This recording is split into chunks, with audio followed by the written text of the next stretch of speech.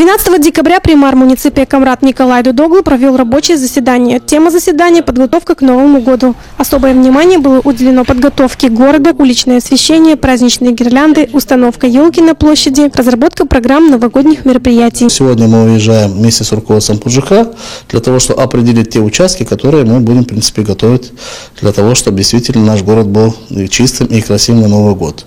Также подключилась группа наших энергетиков, которая планируем, что в городе на Новый год будут, в принципе, и вывешенные баннеры, и различные гирлянды, для того, чтобы действительно праздник было светло, красиво, уютно, и чтобы Камрат действительно мог немножко отличиться. Предприятие жилищно-коммунального хозяйства обязалось сделать генеральную уборку в городе, подготовить площадь к установке новогодней елки. С встречи Нового года работниками ПЖКХ планируется тщательно убирать все центральные улицы.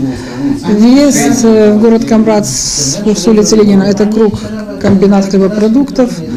Если удастся и погода позволит, побелить, убрать, подмести все, вывести весь мусор. И так все центральные улицы.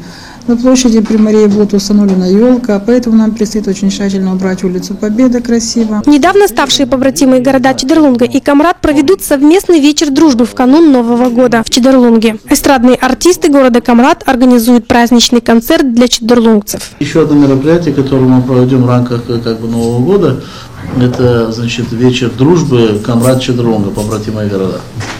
Давайте мы с вами вместе определим, когда это.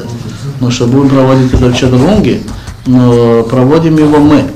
Когда будем в Камрате проводить, проведут его чедерлунгцы. До Нового года осталось меньше 3 недель, а люди уже начали подготовку к этому традиционному семейному празднику. Надеемся, что наш город в скорейшем времени также будет готов сверкать новогодними огнями, радуя душу и поднимая новогоднее настроение.